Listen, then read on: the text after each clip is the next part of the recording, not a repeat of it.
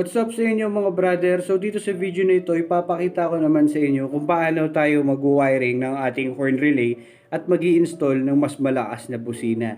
So ipapakita ko rin sa inyo yung wiring diagram and step by step kung paano magkakabit ng ating malakas na busina at horn relay. So ito yung gagamitin nating wiring diagram sa pagkakabit ng ating horn relay. Ayan. So kung makikita nyo dito, 5 pin ang ginamit kong relay, which is ito siya. 30, 85, 86, 87A at 87. Pero, hindi natin gagamitin si 87A. Ayan. So, meron namang isa pang relay na 4-pin naman. Pero same lang din sila.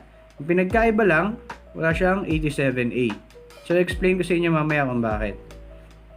So, start tayo sa 30. Ayan. At yung 30 is papunta sa battery. Positive supply na 12 volt natin. And then si 85 at 86, papunta yan sa stock horn trigger. So, di ba meron tayong dating linya ng busina? Susundan lang natin siya. Doon nakakabit yung positive at negative na wire. Ipapakita ko rin sa inyo mamaya sa motor kung paano natin siya hanapin. So, ayun man dito, positive negative sa 85 or 86, baliktaran siya. Okay lang yan. And then lastly, yung 87 natin is yung positive supply na papunta sa ating busina, which is ito. And then yung negative ng busina is kahit sa ground na lang siya. Ayan. So, bakit nga ba hindi natin siya gagamitin ng 87A? Kasi ito yung normally close, which is yun yung laging merong supply. Ngayon, ang trabaho kasi nitong 85 at 86, ito yung magiging trigger natin. So, dito magbibigay ng signal para magkaroon ng relay effect yung ating relay. So, ipapakita ko sa inyo yung pinaka mangyayari sa motor. So, ayan, na-prepare ko na yung motor natin, baklas ko na yung mga fairings. So, ipapakita ko na sa inyo kung paano natin siya i-wire. Mas maganda pala mga brother kung yung bibilin yung relay, ayan, is may kasama na socket. Para hindi na kayo mag-wire-wire pa dito, sasaksak nyo na lang, tulad nito. Ayan. So, kung sakaling magkaroon ng problema yung relay nyo, bubunutin nyo lang. And then, papalitan nyo ulit siya ng bago. So, di ko pala nasabi kung magkano itong relay na to. So, 100 pesos lang to sa shop. Tapos, mag-add lang kayo ng 25 para sa socket. O kaya, kung gusto nyo ng high quality na relay, pwede yung gumamit ng Bosch. Ayan. So, ang Bosch ay may kamahalan. Pero yung quality niya, talagang masasabi kong maganda. So, 250 to. Kasama yung relay. Ayan. So, kapag bibili kayo sa motor shop, sabihin nyo yung relay lang na ginagamit sa busina. Ayan. So, 4-pin or 5-pin. Pwede. Kasi may pinakita naman ng wiring diagram sa inyo. So, ayun nga. Sinabi ko kanina, si 30 is power supply ng battery. So, doon natin siya ikakabit. So, naka-prepare na yung ano ko, yung mga wire ko. Ayan. So, ito yung 30 natin. Kakabit natin siya sa positive. Ito yung kagandaan niya mga brother kapag meron kayong ganito. So, isusok-sok nyo na lang siya.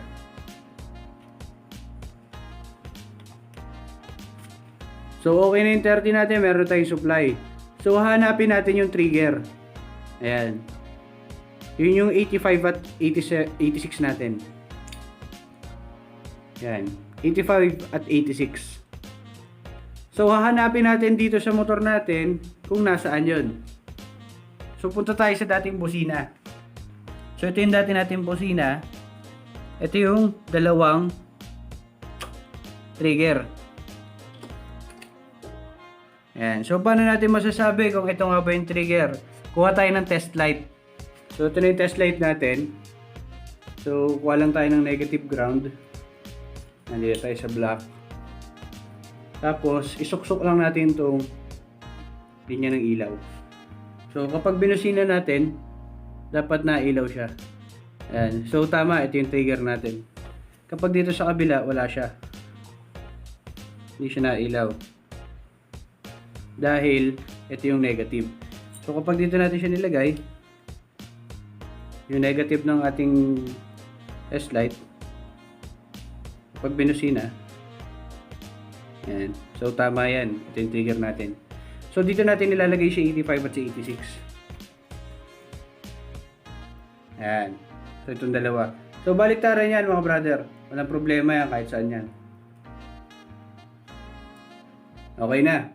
So, lastly is yung ating 87. Ayan. Yung ating 87. Check natin kung gagana si relay.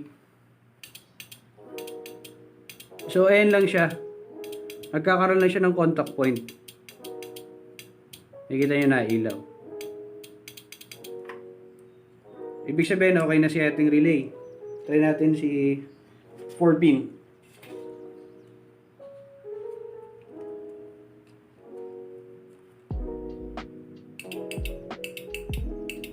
Okay, nagana din. Try natin si Bosch.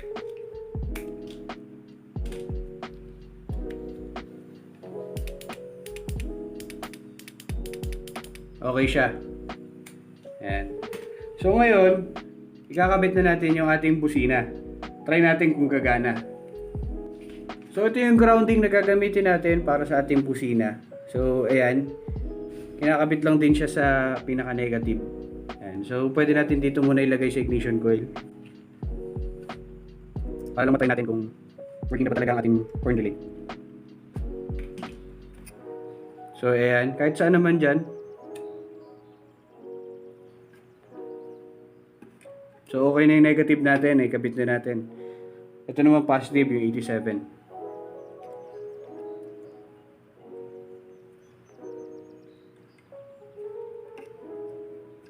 Ayan.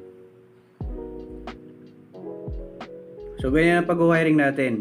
87 is papunta ng positive ng busina natin. Yung ground, kahit sa body na lang. Itong 85 at 86, galing sa dating trigger ng busina. 30, yan yung galing sa battery. So, ibusina natin.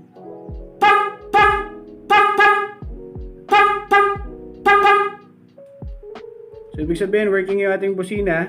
Okay yung relay.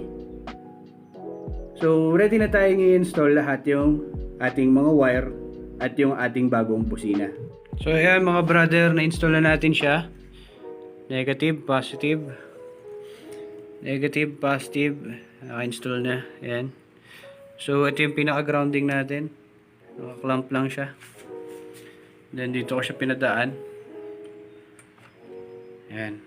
So, ito yung relay natin. Safe na safe. Ayan. Tapos, dito yung sa linya ng positive natin. Sa battery. So, try natin. So, ayan mga brother. So, ganun lang siya kadali. So, 150 pesos to 250 pesos meron na kayong horn relay at maalam na rin kayo mag-wiring. So, maraming salamat mga brother. So, please like, share, and subscribe. Salamat.